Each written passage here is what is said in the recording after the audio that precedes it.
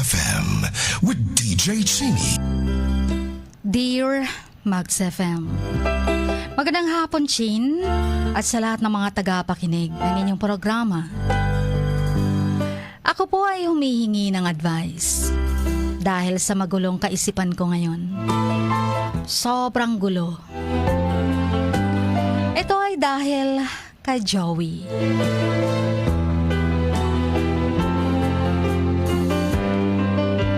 Nakilala ko si Joey sa pinapasukan kong trabaho. Magkatabi kami. Magkatabi lang kasi ang pinapasukan ngayon na trabaho ko at trabaho nila. Nagbebenta ng gulay si Joey. Tubong Pangasinan. Gwapo. Chin, meron siyang mga anak at hiwalay sa asawa. Tuwing bumibili siya sa tindahan namin, kinukulit niya ako. At pag alam niyang naaasar na ako sa kanya, tawang-tawa na siya. Hanggang sa maraming nakapansin na nagkikare siya sa akin. Tuwing magkakasakit ako, sinasabi pa niya, bakit ako pumasok na alam ko may sakit ako? Yun ang sinabi niya sa akin, Chin. Hanggang sa na-isyuhan kaming magjowa na. Kinagabihan, umuwi sa kanilang probinsya si Joey. Ewan ko, blanko ang utak ko. Hindi ko alam kung anong nangyari sa aming dalawa.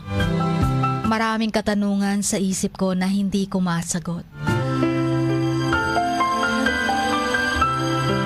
Ni Joey, tinatanong niya kung magjowa ba daw kami. Sabi ko, hindi naman kami magjowa. Pero sabi ko sa kanya, bakit, Nay? Ano po bang tingin niyo sa aming dalawa? Magjowa ba talaga? Na kahit nga po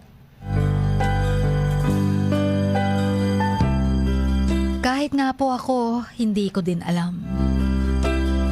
Hindi ko alam na yun na palang tingin niyo sa amin. Pati ang amo niya, Chin.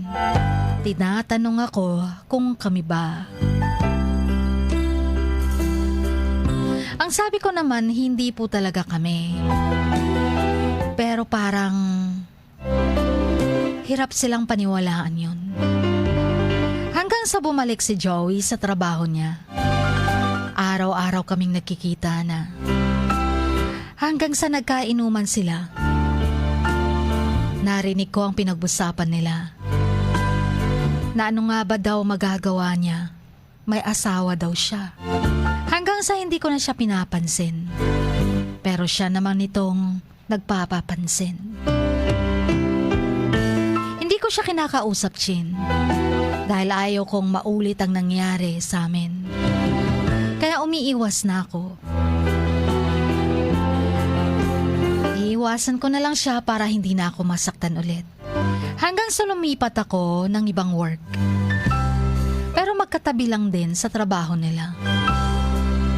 Eto naman siya, nakatitig sa mukha ko. Akala mo, aangkinin niya ako. Ilang beses ko siyang nahuhuling nakatingin sa akin. At minsan, meron ako makakausap na ibang guys, nakikita kong tahimik lang siya, nakaupo. Pero yung nakaupo sa upuan na kala mo'y nagmamasid. Sa tuwing meron akong kinakausap na ibang tao, si Joey, 39 years old na, mas matanda siya sa akin. Parang may napapansin lang ako.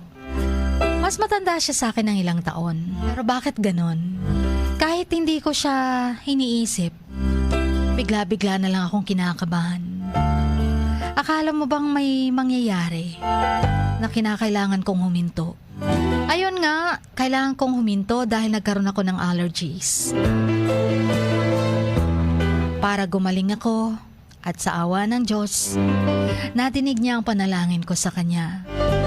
Natuluyang gumaling na ang sakit ko. Nung gumaling na ako, bumalik ako ulit sa work. At yun na nga siguro ang hiningi kong good sign. At binigay niya sa akin yung hinihiling kong sign. Isang gabi, Chin, hanggang nagiinuman sila or habang nagiinuman sila sa labas ng tindahan namin. Si Joey at mga kasamahan sa work ay nagiinuman sila doon at naririnig ko ang lahat ng sinasabi nila. That time kasi naghugas ako ng kinakainan kong plato. Si Joey nakatitig siya sa akin. Pero di ko sila pinapansin. Ang sabi pa, mamili ka doon. Or mamili ka, Joey. Doon ka sa walang itsura. Or yan na merong itsura at mabait pa. Dugtong ng pa ng kaibigan ni Joey. Si Joey daw ang hinahanap ay yung ugali yung kayang pasakayin or sakyan ng trip niya. Naghansyawan silang lahat. Sinali pa nila ang boss nilang babae na si ate. Sabi pa, umiyak yan. Kasi lahat ng kilos ko pinapansin nila. Hindi naman ako maganda, Chin. Hanggang sa isang gabi, napanaginipan ko ang maraming matatanda.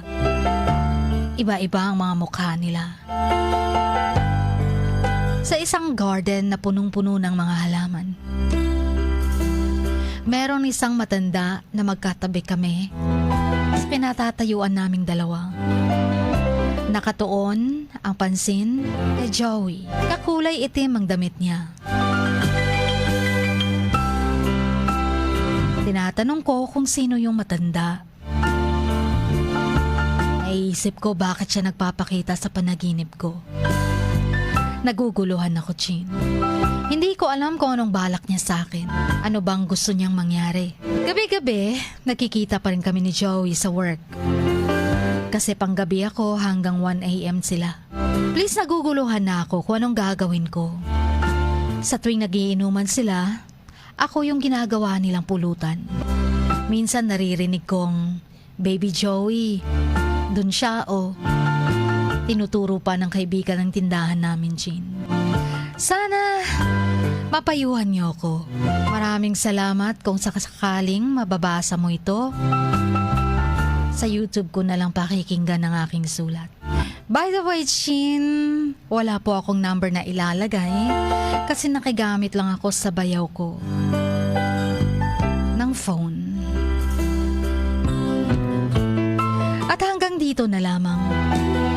More power, Max FM. And pwede bang i-play ang song na Ngayong Nandito Ka? Ang inyong kamags, Jessica.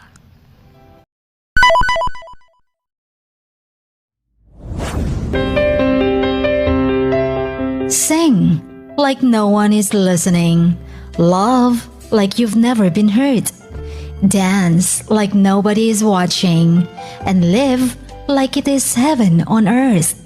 Dear Max FM. Dear Max FM with DJ Chini. Samahan si DJ Chini tuwing 1:00 hanggang 3:00 ng hapon, Lunes hanggang Biyernes sa Dear Max FM. Dear Max FM with DJ Chini. Ipadala na ang sarili niyong kwento, matuto ng leksyon at gawin itong inspirasyon. Dear Max FM with DJ Chini.